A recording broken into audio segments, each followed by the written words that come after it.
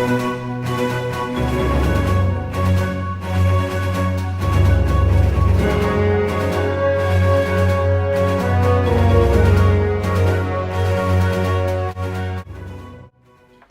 you were in the Army.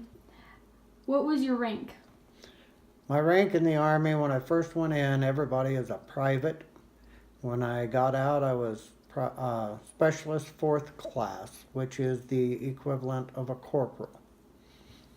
And I got that promotion when I was in Vietnam, about 6 months. Okay. Where were you stationed? I was stationed, when I went into the Army, I went to Fort Lewis, Washington for basic training. From there, I went to Fort Polk, Louisiana for advanced infantry training.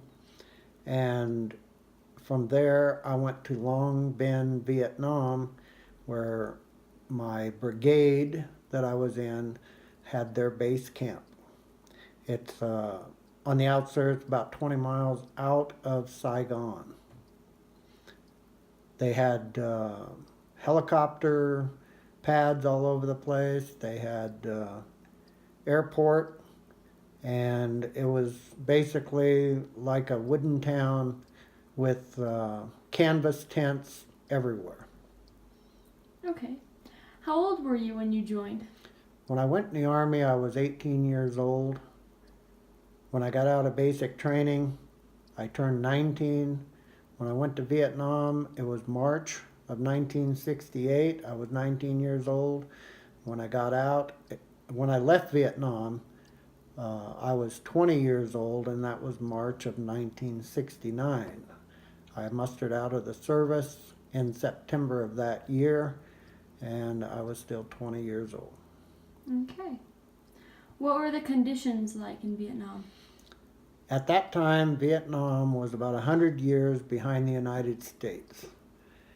It was, especially once you got out of the city, and the one big city they had was Saigon, and it was several million people crowded into that city. The traffic conditions were extreme chaos. You had military vehicles, and you had tons of small motorcycles that most of the citizens rode, and you had three-wheeled taxis along with some extremely small taxis. They're about the size of the Coopers that we have here in the United States.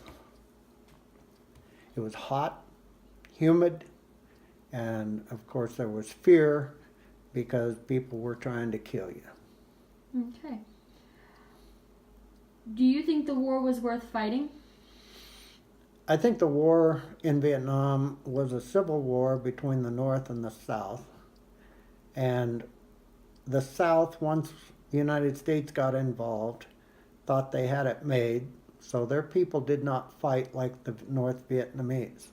The North Vietnamese fought that war with everything they had. They were dedicated to trying to win that war. And the only reason it's communist, from what I understand, is because Ho Chi Minh couldn't get a Western nation to support him, and they needed the support of arms and vehicles in order to fight the war. So they went to China, and China says, "You betcha, we'll take care of you as long as you become communist." So they became a communist nation, and that's where they're at today. Do you think the U.S. should have been in that fight? I don't think the United States had any business being in that fight.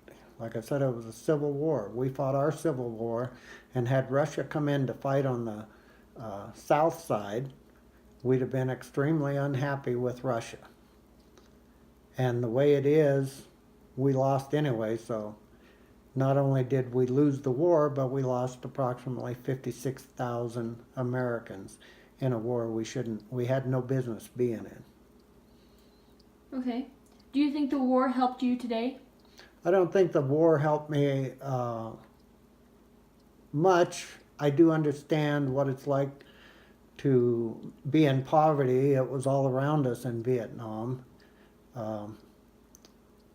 It probably helped me to be the person I am today, which I'm not so sure is all that great, but the fact of the matter is, I'm more cynical, especially towards our government. When they tell us something, you have to question, what are they telling us, and is it real?